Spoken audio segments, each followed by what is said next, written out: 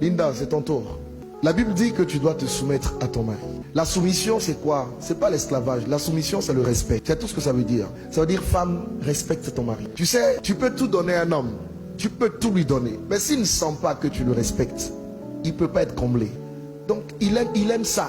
Il faut lui donner ce qu'il aime pour qu'il soit épanoui. Tu as compris? Maintenant, il y a une deuxième chose dont l'homme se nourrit. Ma fille, parfois, ton cœur est couché à côté, son amour est là, et puis il est 2 h du matin, et puis lui-même, il ne maîtrise pas certaines choses.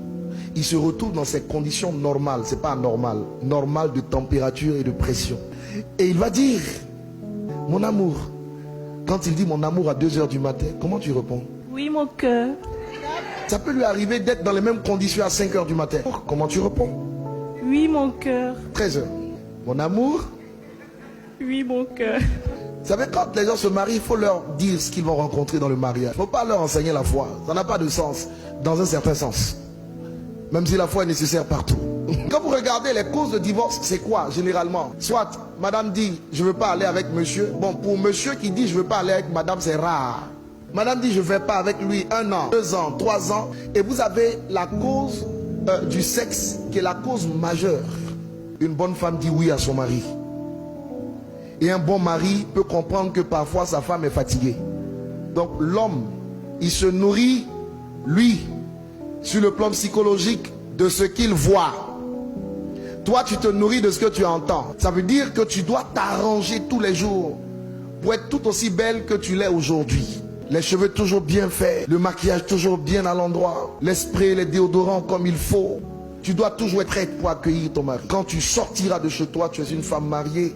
Il y a des parties de ton corps qu'on ne doit pas voir, qui sont réservées uniquement à ton mari. Mais s'il te plaît, Linda, quand tu es à la maison, ne t'habille pas à la maison comme tu t'habilles dehors.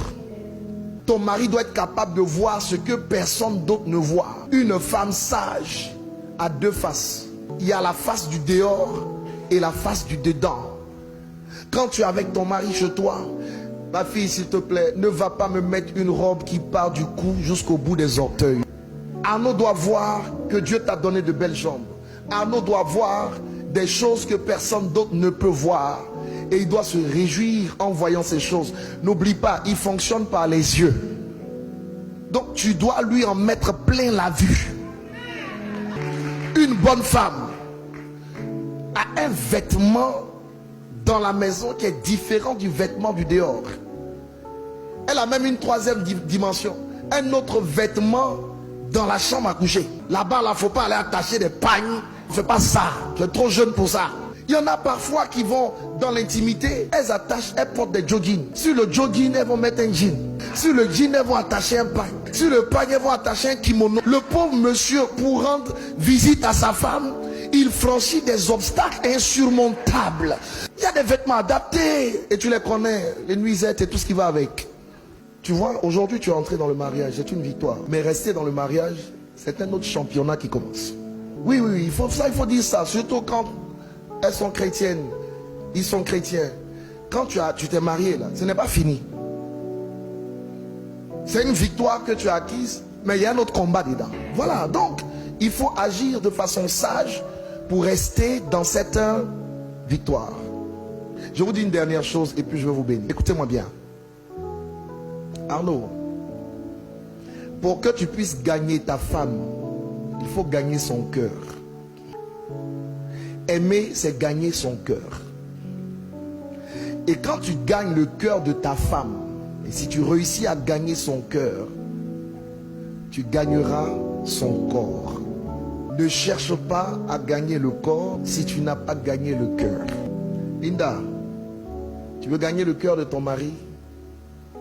Ne cherche même pas à gagner le cœur. Gagne le corps et tu auras le cœur.